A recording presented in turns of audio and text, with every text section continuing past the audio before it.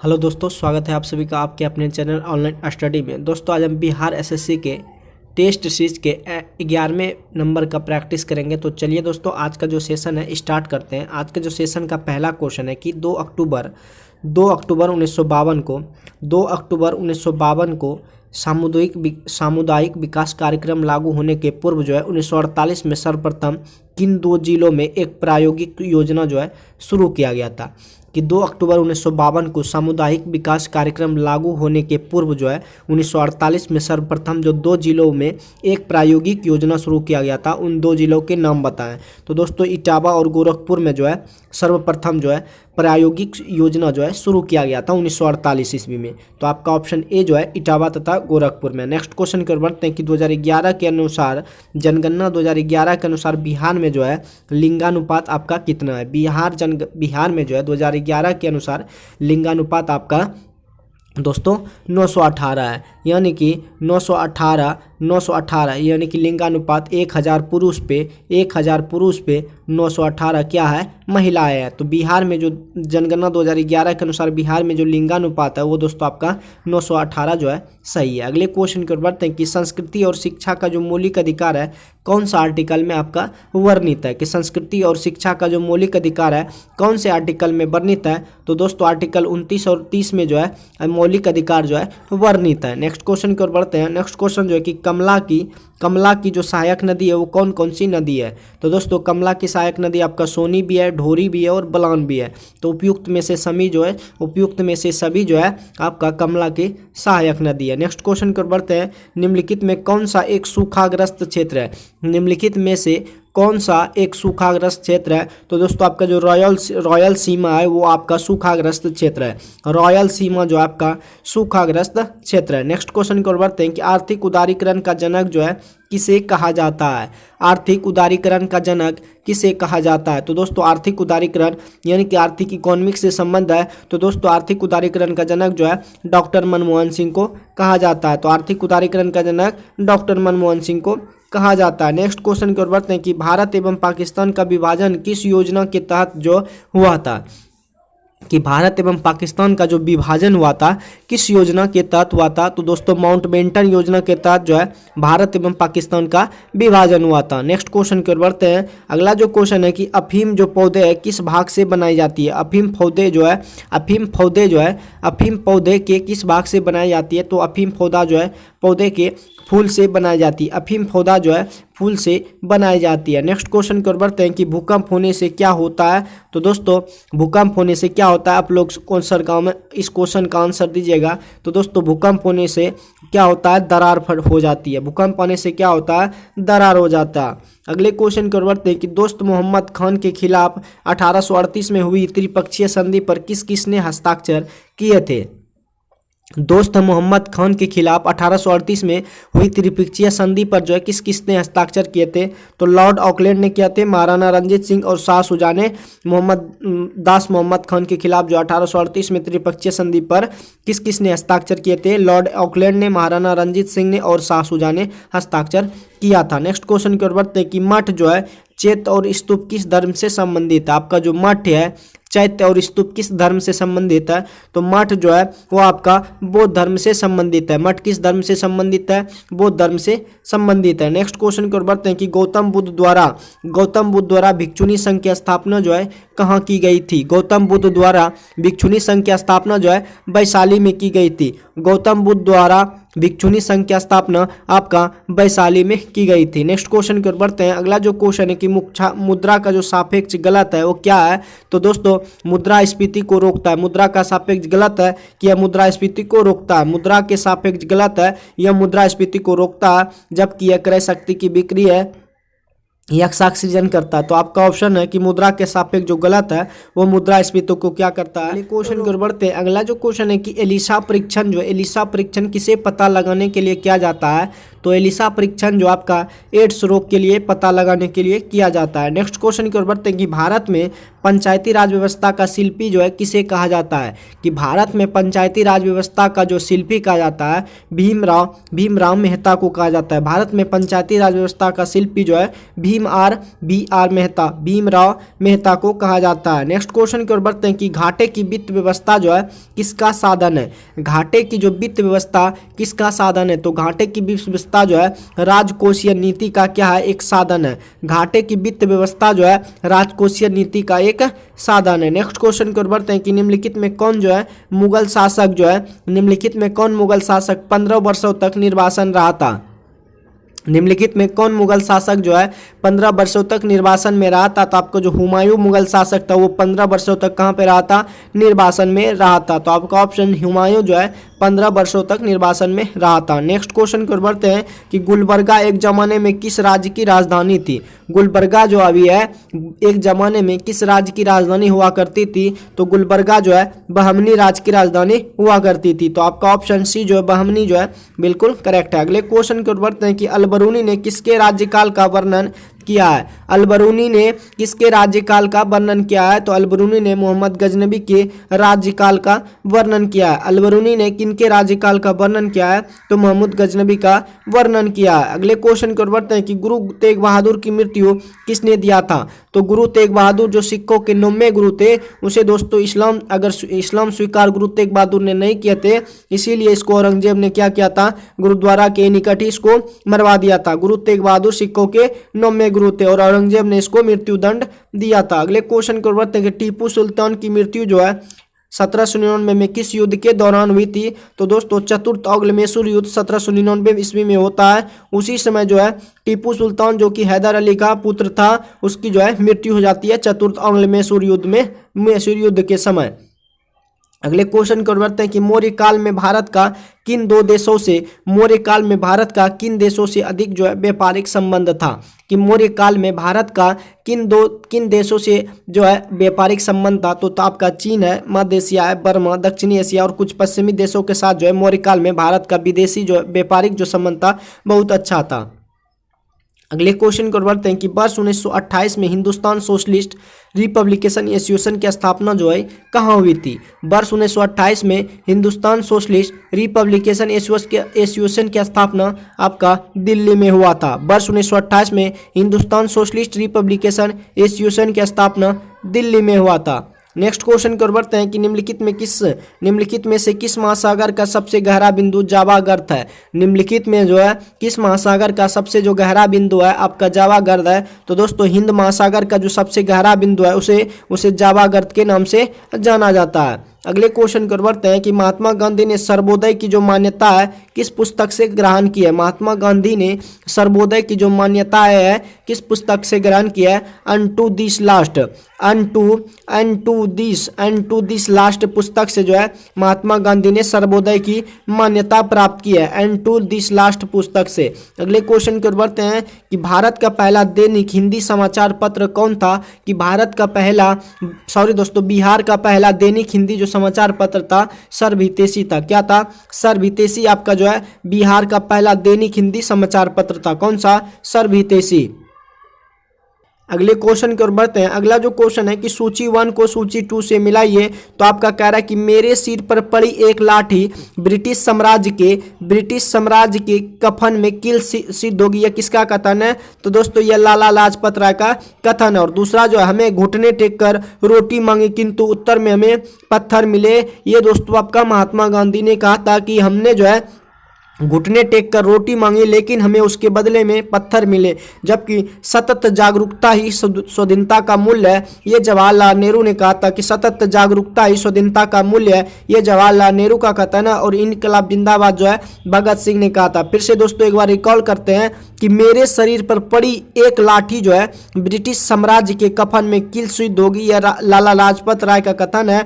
और हमने घुटने टेक कर रोटी मांगी बदले में हमें पत्थर मिले, ये महात्मा गांधी जी ने लिखा है। और सतत जो है जागरूकता ही स्वाधीनता का मूल्य है, ये जवाहरलाल नेहरू का कथन है। और इनकलाब जिंदाबाद भगत सिंह का नारा है। नेक्स्ट क्वेश्चन की ओर बढ़ते हैं कि 1940 के व्यक्तिगत सविनय अवज्ञा आंदोलन में दूसरा जो सत्याग्रही चुना गया था वो आपका जवाहरलाल नेहरू था। 1940 में जो व्यक्तिगत सविनय अवज्ञा आंदोलन में दूसरा जो सत्याग्रही था वो आपका जवाहरलाल नेहरू था। दूसरा सत्याग्रही कौन था? जवाहरलाल नेहरू, जबकि पहला जो था आपका महात्मा गांधी था। अगले क्वेश्चन की ओर बढ़ते हैं कि लोकमान्य तिलक किस विचारधारा के पोषक थे? आपका जो लोकमान्य तिलक थे किस विचारधारा के पोषक थे? तो दोस्तों उग्र विचारधारा के पोषक जो है लोकमान्य बाल गंगाधर जो तिलक थे उग्र विचारधारी यानी कि गर्म दल के नेता थे, उग्र विचारधारा के नेता थे लोकमान्य बाल गंगाधर तिलक जी। अगला जो क्वेश्चन है कि 1927 में चित्तरंजन दास और पंडित मोतीलाल नेहरू ने जिस स्वराज दल का निर्माण किया उसका जो मुख्य कार्यक्रम था वो क्या था? 1927 में चित्तरंजन दास और पंडित मोतीलाल नेहरू ने जिस स्वराज दल का निर्माण किया उसका मुख्य कार्यक्रम था कि चुनाव जीतकर विधानमंडलों में जाकर सरकार का क्या करना? विरोध करना। उसका जो मुख्य कार्यक्रम था कि चुनाव जीतना और विधानमंडलों में जाकर क्या करना? विधानमंडलों में जाकर सरकार का विरोध करना। अगले क्वेश्चन की ओर बढ़ते हैं। नेक्स्ट क्वेश्चन जो है कि भारत के उत्तरी मैदान पूरी तरह से किस मिट्टी से निर्मित है? भारत का जो उत्तरी मैदान है किस मिट्टी से निर्मित है? तो जलोढ़ मिट्टी से निर्मित है। भारत का जो उत्तरी मैदान है पूरी तरह से किस मिट्टी से निर्मित है? जलोढ़ मिट्टी से निर्मित है। नेक्स्ट क्वेश्चन की ओर बढ़ते हैं कि सर्वोच्च न्यायालय को संविधान के किस अनुच्छेद के अंतर्गत मूल अधिकारों की रक्षा के लिए लेखा जारी करने का अधिकार है? कि सर्वोच्च न्यायालय को संविधान के किस आर्टिकल के अंतर्गत मूल अधिकारों की रक्षा के लिए रिट जारी करने का अधिकार है? तो अनुच्छेद 32 के तहत जो है सर्वोच्च न्यायालय को अधिकारों की रक्षा के लिए रिट जारी करने का अधिकार है। तो दोस्तों आपका जो मूल अधिकार है संविधान में 12 से लेकर भाग 3 में 12 से लेकर 35 तक जो है आपका मूल अधिकार है और रिट जारी करने का अधिकार जो आपका अनुच्छेद 32 है। नेक्स्ट क्वेश्चन की ओर बढ़ते हैं कि अध्यादेश जारी करने का अधिकार राष्ट्रपति का कौन सा अधिकार है? अध्यादेश जारी करने का अधिकार जो है राष्ट्रपति का कौन सा अधिकार है? तो अध्यादेश जारी करने का अधिकार जो है राष्ट्रपति का विधायी अधिकार है। कौन सा अधिकार है? विधायी अधिकार है। नेक्स्ट क्वेश्चन की ओर बढ़ते हैं कि लोकसभा जो है राज्यसभा को लोकसभा की तुलना में कुछ मामले में कम अधिकार है। इस संबंध में निम्नलिखित में कौन सा कथन जो है सही नहीं है? कि राज्यसभा को लोकसभा की तुलना में कुछ मामले में कम अधिकार है। इस संबंध में जो है निम्नलिखित में कौन सा कथन सही नहीं है? कि संवैधानिक संशोधन संबंधी प्रस्ताव लोकसभा में रखा जाएगा और वहां स्वीकार होने पर राज्यसभा में रखा जाएगा। ये कथन आपका बिल्कुल गलत है। तो दोस्तों ऑप्शन जो सही नहीं है पहला ही सही नहीं है। नेक्स्ट क्वेश्चन को बढ़ते हैं कि राज्य के राज्यपाल की क्या स्थिति होती है? कि राज्य के राज्यपाल की क्या स्थिति होती है? कि राज्य के राज्यपाल की स्थिति होती है कि वह जो है राज्य की कार्यकारिणी का क्या होता है? अध्यक्ष होता है। राज्य के राज्यपाल की स्थिति होता है कि वह राज्य के कार्यकारिणी की क्या होता है? अध्यक्ष होता है। अगले क्वेश्चन की ओर बढ़ते हैं। अगला जो क्वेश्चन है कि भारत के शासन को संसदीय कहा जाता है क्यों?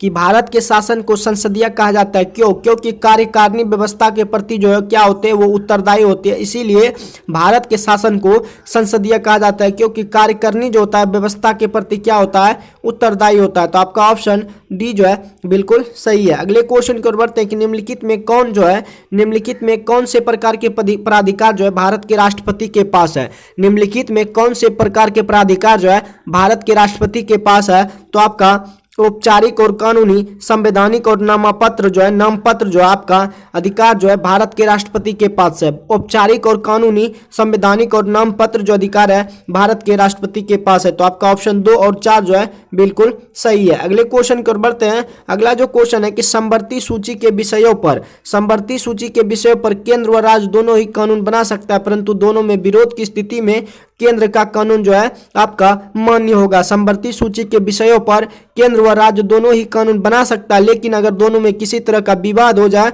तो केंद्र का कानून क्या हो जाएगा? मान्य हो जाएगा और राज्य का कानून मान्य नहीं होगा। तो आपका ऑप्शन सी जो है बिल्कुल सही है। अगले क्वेश्चन की ओर बढ़ते हैं कि उत्तर पूर्वी मानसून से सर्वाधिक वर्षा प्राप्त करने वाला आपका जो राज्य है कौन सा है कि उत्तर पूर्वी मानसून से सर्वाधिक वर्षा प्राप्त करने वाला राज्य आपका तमिलनाडु है। उत्तर पूर्वी मानसून से सर्वाधिक वर्षा प्राप्त करने वाला राज्य आपका कौन सा है? तमिलनाडु है। नेक्स्ट क्वेश्चन की ओर बढ़ते हैं कि भूटान की आधिकारिक जो भाषा है वो आपका कौन सी भाषा है? भूटान की आधिकारिक भाषा जो है जोंगखा है। कौन सा है? जोंगखा जो है भूटान की आधिकारिक भाषा है। भूटान की आधिकारिक भाषा क्या है? जोंगखा जो है भूटान की आधिकारिक भाषा कहा जाता है। नेक्स्ट क्वेश्चन की ओर बढ़ते हैं कि निम्नलिखित में किसको पर्ल ऑफ साइबेरिया कहा जाता है? निम्नलिखित में किसको पर्ल ऑफ साइबेरिया कहा जाता है? तो दोस्तों बैकाल झील को पर्ल ऑफ साइबेरिया कहा जाता है। बैकाल झील को पर्ल ऑफ साइबेरिया कहा जाता है। नेक्स्ट क्वेश्चन की ओर बढ़ते हैं कि सीढ़ीदार खेती अधिक होती है किस क्षेत्र में? तो सीढ़ीदार जो खेती होती है वो पर्वतीय क्षेत्र में सबसे अधिक होती है। सीढ़ीदार खेती जो होती है पर्वतीय क्षेत्र में सबसे अधिक होती है। अगले क्वेश्चन की ओर बढ़ते हैं कि राष्ट्रीय विकास परिषद का जो गठन हुआ था कब किया गया था? कि राष्ट्रीय जो है विकास परिषद का गठन जो है अगस्त 1952 को किया गया था। राष्ट्रीय विकास परिषद का गठन कब किया गया था? अगस्त 1952 ईस्वी में किया गया था। अगले क्वेश्चन की ओर बढ़ते हैं कि भारत में जो है प्रगतिशील कर प्रणाली का सर्वोत्तम जो उदाहरण है वो क्या है? कि भारत में अगर प्रगतिशील कर जो है प्रणाली का सर्वोत्तम जो उदाहरण है वो आपका क्या है? वो आपका आयकर है। कि भारत में जो प्रगतिशील कर प्रणाली का जो सर्वोत्तम उदाहरण है वो आपका आयकर है। अगले क्वेश्चन को बढ़ते हैं कि परिवर्तनशील आरक्षित अनुपात यानी कि वेरिएबल रिजर्व रेशियो और खुला बाजार कार्यवाही किसके साधन है? तो परिवर्तनशील आरक्षित अनुपात और खुला बाजार कार्यवाही जो है किसके साधन है? तो मौद्रिक नीति का क्या है? वो साधन है। अगले क्वेश्चन की ओर बढ़ते हैं कि अगस्त 2023 में इसरो ने किस सैटेलाइट बस प्रौद्योगिकी को निजी उद्योग को जो है हस्तांतरित किया है? कि अगस्त 2023 में इसरो ने किस सैटेलाइट बस प्रौद्योगिकी को निजी उद्योग में हस्तांतरित किया गया? तो IMS-1 जो है इसरो ने इस सैटेलाइट को बस प्रौद्योगिकी को निजी उद्योग में क्या कर दिया है? हस्तांतरित कर दिया है। नेक्स्ट क्वेश्चन की ओर बढ़ते हैं कि जुलाई 2023 में यूनेक्स कनाडा ओपन 2023 में पुरुष एकल का खिताब लक्ष्य सेन ने किस खिलाड़ी को हराकर जीता है? तो ली शिफेंग चीन को हराकर भारत ने जो है एकल जो कनाडा दोस्तों कनाडा में जो है पुरुष एकल का जो खिताब किस खिलाड़ी ने हराकर जीता है? ली शिफेंग को जीताकर ली शिफेंग चीन को हराकर जो है जीता है। किसने? योनेक्स ने। योनेक्स कनाडा ओपन ने पुरुष एकल खिताब लक्ष्य सेन ने जो है किस खिलाड़ी को जीता है? तो ली शिफेंग चीन को हराकर लक्ष्य सेन ने जो है ओपन जो है एकल खिताब जीता है। तो आपका ऑप्शन बी जो है बिल्कुल सही है। अगले क्वेश्चन की ओर बढ़ते हैं कि संयुक्त राज्य अमेरिका की पहली भारतीय मूल की उपराष्ट्रपति कमला हैरिस की जीवनी के बारे में कमला हैरिस फेनोमेनल वुमन नामक पुस्तक किनके द्वारा जो है लिखा गया है? संयुक्त राज्य अमेरिका की पहली भारतीय मूल की उपराष्ट्रपति जो कमला हैरिस की जीवनी है उसके बारे में कमला हैरिस फेनोमेनल वुमन नामक पुस्तक किनके द्वारा लिखा गया है? तो चिदानंद राजघट्टा के द्वारा। आपका ऑप्शन जो है चिदानंद राजघट्टा के द्वारा लिखा गया है। अगले क्वेश्चन की ओर बढ़ते हैं कि जून 2023 में भारत सरकार द्वारा मणिपुर हिस्सा की जांच के लिए किसकी अध्यक्षता में एक जांच कमेटी का गठन किया गया था? कि जून 2023 में भारत सरकार द्वारा मणिपुर में जो हिंसा हुआ था उनकी जांच के लिए किनकी अध्यक्षता में एक जांच कमेटी का गठन किया गया था? तो अजय लंबा के अध्यक्ष में एक जांच कमेटी का गठन किया गया था। अगले क्वेश्चन की ओर बढ़ते हैं कि चीन के हांगझोउ में एशियाई खेल 2023 के उद्घाटन समारोह के दौरान किसे भारतीय दल का नेतृत्वकर्ता के रूप में ध्वजवाहक के लिए चुना गया है? चीन के झांगझोउ में एशियाई खेल 2023 के उद्घाटन समारोह के दौरान किसे भारतीय दल का नेतृत्वकर्ता के रूप में ध्वजवाहक के लिए चुना गया है? तो हरमनप्रीत सिंह को और लवलीना बोरगोहेन को चुना गया, ए और बी दोनों को। तो आपका ऑप्शन सी जो है बिल्कुल करेक्ट है। अगले क्वेश्चन को बढ़ते हैं कि ट्रेडमिल टेस्ट जो है कौन सी चिकित्सा से संबंधित है? आपका जो है ट्रेडमिल टेस्ट जो है कौन सी चिकित्सा से संबंधित है? तो ट्रेडमिल टेस्ट जो है आपका हार्ट चिकित्सा से संबंधित है, हृदय के रोग से संबंधित है क्या ट्रेडमिल टेस्ट? तो आपका ऑप्शन ए जो है बिल्कुल सही है। अगला जो क्वेश्चन है कि कृषि और खाद्य उत्पादन के क्षेत्र में असाधारण योगदान के लिए 2023 का प्रतिष्ठित बोरलॉग फील्ड अवार्ड से किसे सम्मानित किया गया है? कृषि और खाद्य उत्पादन के क्षेत्र में असाधारण योगदान के लिए 2023 का जो प्रतिष्ठित बोरलॉग फील्ड अवार्ड से किसे सम्मानित किया गया है? तो स्वाति नायक को जो है स्वाति नायक को कृषि और खाद्य के क्षेत्र में बोरलॉग फील्ड अवार्ड से सम्मानित किया गया। किसको? स्वाति नायक को। अगले क्वेश्चन की ओर बढ़ते हैं कि यदि किसी पिंड का संवेग जो है n गुना कर दिया है तो उनकी गतिज ऊर्जा जो हो जाएगा n स्क्वायर हो जाएगा, यानी कि उसके वर्ग हो जाएगा, उनका वर्ग गुना हो जाएगा। तो दोस्तों यदि किसी पिंड का संवेग यदि किसी वस्तु का यदि किसी पिंड के अगर संवेग n गुना कर दिया तो उनकी गतिज ऊर्जा हो जाएगा n स्क्वायर गुना हो जाएगा। अगले क्वेश्चन की ओर बढ़ते हैं कि एक कॉम्पैक्ट डिस्क किस प्रकार की डाटा जो है भंडारण पद्धति होती है। एक कॉम्पैक्ट डिस्क जो होती है CD किस प्रकार की डाटा जो है भंडारण पद्धति होती है? तो ऑप्टिकल होती है। कैसी होती है? CD में किस प्रकार की डाटा भंडारित होती है? तो ऑप्टिकल डाटा जो है भंडारित होती है। अगले क्वेश्चन को बढ़ते हैं कि उदासीन परमाणु में कौन से कण होते हैं? तो उदासीन परमाणु में आपका इलेक्ट्रॉन और प्रोटॉन होते हैं। उदासीन परमाणु में कौन कौन से कण होते हैं? तो दोस्तों आपका इलेक्ट्रॉन और प्रोटॉन होते हैं। अगले क्वेश्चन को बढ़ते हैं कि जीवन रक्षक हार्मोन जो है किस ग्रंथि से स्रावित होते हैं? जीवन रक्षक हार्मोन जो है किस ग्रंथि से स्रावित होते हैं? तो जीवन रक्षक जो है आपका एड्रिनल ग्रंथि से स्रावित होती है। जीवन रक्षक हार्मोन जो है किस ग्रंथि से स्रावित होती है? तो एड्रिनल ग्रंथि से स्रावित होती है। अगला जो क्वेश्चन है कि निम्नलिखित में कौन सा भाग जो है मानव की कंकालीय संरचना से संबंधित है? निम्नलिखित में कौन सा भाग जो है मानव की कंकालीय संरचना से संबंधित है? तो दोस्तों आपका जो जांघ की हड्डी जिसे हम फीमर कहते हैं, जांघ की जो सबसे बड़ी लंबी हड्डी है, शरीर की सबसे बड़ी जांघ की हड्डी होती है जो 48 सेंटीमीटर की होती है, वो कंकालीय संरचना से संबंधित है। तो आपका ऑप्शन जांघ की हड्डी जो फीमर भी ऑप्शन में आपका रह सकता है, ये जो है कंकालीय संरचना से संबंधित है। अगले क्वेश्चन की ओर बढ़ते हैं कि यदि व्यक्ति का भार लिफ्ट में अपने भार का 2 गुना होता है तो इस दशा में उसका त्वरण जो है क्या होगा? यदि व्यक्ति का भार अगर लिफ्ट में अपने भार का क्या होता है 2 गुना होता है तो इस दशा में उसका त्वरण जो है जी गुरुत्वीय त्वरण से ऊर्ध्वाधर ऊपर की ओर वो व्यक्ति जा रहा होगा। यदि व्यक्ति का भार अगर लिफ्ट में अपने भार का 2 गुना होता है तो इस दशा में जो उसका त्वरण होता है जी गुरुत्वीय त्वरण से ऊर्ध्वाधर ऊपर की ओर वह जा रहा होगा। अगले क्वेश्चन को बढ़ते कि मानव शरीर विज्ञान के संदर्भ में निम्नलिखित में कौन सा लोब जो है मुख्य रूप से दृश्य सूचना से संबंधित है? कि मानव शरीर विज्ञान के संदर्भ में निम्नलिखित में कौन सा लोब जो है मुख्य रूप से दृश्य सूचना से संबंधित है? तो ऑक्सीपिटल लोब जो है वो दृश्य पीटल सूचना से संबंधित है। तो आपका ऑप्शन बी जो है बिल्कुल सही है। अगला जो क्वेश्चन है कि निम्नलिखित में क्या जो है एक गुणसूत्र संबंधी जो है विकार है? निम्नलिखित में क्या एक गुणसूत्र संबंधी जो है विकार है? तो आपका डाउन सिंड्रोम जो है वो क्या है? गुणसूत्र जो है संबंधी विकार है। तो आपका ऑप्शन डी जो है करेक्ट है। अगले क्वेश्चन को बढ़ते हैं, पराबैंगनी जो किरण होता है, पराबैंगनी किरण के हमारे जो है क्या हानि पड़ता है हमारे शरीरों पर? तो पराबैंगनी किरण विकिरण के जो दुष्प्रभाव है वो आपका मनुष्य के रोग को प्रतिरोधी क्षमता का क्या कर देता है? नष्ट कर देता है, मोतियाबिंद हो जाता है, चमड़ी का कैंसर हो जाता है, सेबाल उत्पादन को 6/12 भाग कम कर देता है। तो आपका ऑप्शन जो है डी जो है इनमें से सभी जो है पराबैंगनी विकिरण के दुष्प्रभाव है। अगले क्वेश्चन को बढ़ते हैं कि एक स्थलीय पारिस्थितिकी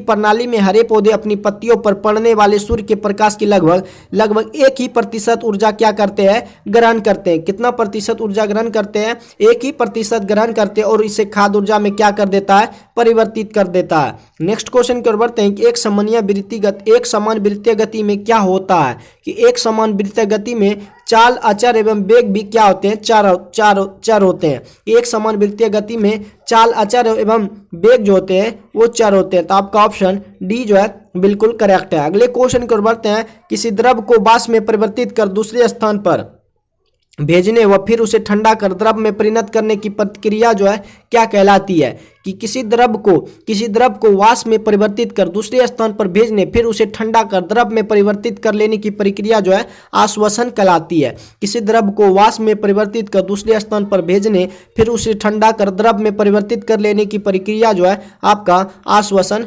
कहलाती है। नेक्स्ट क्वेश्चन को बढ़ते हैं कि नमक आपका मिश्रित कपूर को शुद्ध किया जा सकता है। आपका जो नमक है मिश्रित कपूर को किस विधि द्वारा शुद्ध किया जाता है? तो ऊर्ध्वपातन विधि द्वारा नमक मिश्रित कपूर को शुद्ध किया जाता है। नेक्स्ट क्वेश्चन की ओर बढ़ते हैं कि केचुए का मुख्य विसर्जित पदार्थ जो नेफ्रेडिया द्वारा छोड़ा जाता है वो क्या होता है? कि केचुए का मुख्य विसर्जित पदार्थ जो नेफ्रेडिया द्वारा छोड़ा जाता है उसे हम यूरिया कहते हैं। कि केचुए का मुख्य विसर्जित पदार्थ जो नेफ्रेडिया द्वारा छोड़ा जाता है उसे हम यूरिया कहते हैं। अगले क्वेश्चन की ओर बढ़ते हैं कि कोरल बनाने का मुख्य संबंध किससे है। कोरल बनाने का मुख्य संबंध जो है आपका एंथोजोआ से है। कोरल बनाने का जो मुख्य संबंध है एंथोजोआ से है। अगले क्वेश्चन की ओर बढ़ते हैं कि रसायन विज्ञान में प्रथम नोबेल पुरस्कार के विजेता जो है कौन है। कि रसायन विज्ञान में प्रथम नोबेल पुरस्कार जो है जेकोबस हेनरिकस वेटहॉफ्ट है। जेकोबस हेनरिकस वेटहॉफ्ट जो है वो रसायन विज्ञान में प्रथम जो नोबेल पुरस्कार है जेकोबस हेनरिकस वेटहॉफ्ट। आपका ऑप्शन जो है डी जो है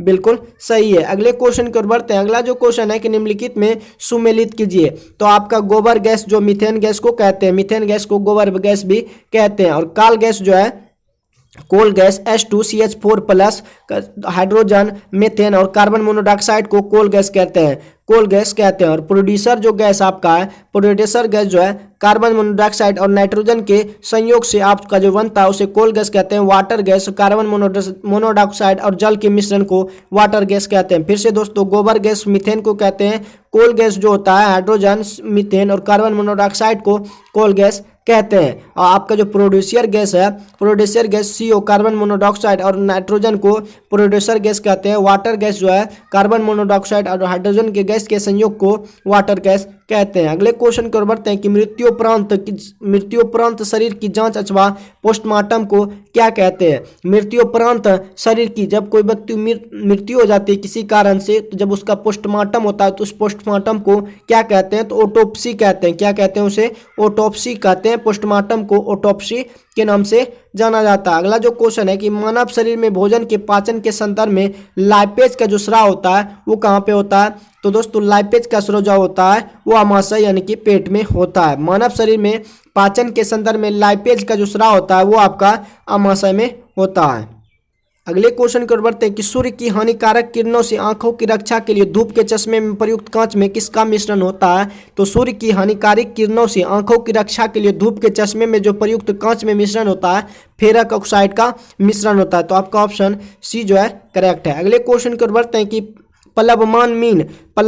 फलवमान जीन जो है जंपिंग जीन्स जो है किस सिद्धांत यानी कि सिद्धांत का प्रतिपादन जो है प्लवमान जीन का सिद्धांत का प्रतिपादन जो है किसने किया था। कि प्लवमान जीन के सिद्धांत का प्रतिपादन बारबरा मैकलिंटोक ने किया था। प्लवमान जीन के सिद्धांत का प्रतिपादक जो किया था बारबरा मैकलिंटोक ने किया था। तो आपका ऑप्शन सी जो है करेक्ट है। अगले क्वेश्चन को बढ़ते हैं कि मक्खन व कोलाइड है जिसमें क्या है। कि मक्खन व कोलाइड है जिसमें कि आपका वसा में जल क्या होते हैं, परिक्षिप्त होते हैं। मक्खन व कोलाइड विलयन है, मक्खन व कोलाइड है जिसमें कि वसा में क्या होता है, जल परिक्षेपित होते हैं। अगला जो क्वेश्चन है कि आदर्श गैस का जो इलेक्ट्रॉनिक विन्यास है वो क्या है। तो आदर्श गैस का जो इलेक्ट्रॉनिक विन्यास है 1s2 2s2 2p6 जो है आपका आदर्श गैस का इलेक्ट्रॉनिक विन्यास है। तो आपका ऑप्शन जो है ए जो है बिल्कुल करेक्ट है। तो दोस्तों बिहार एसएससी का 11वें प्रैक्टिस सेट का जो है जीके जीएस का वीडियो जो है समाप्त होता है। अगर ये वीडियो आपको हेल्पफुल लगे तो सेशन को लाइक शेयर जरूर कीजिएगा।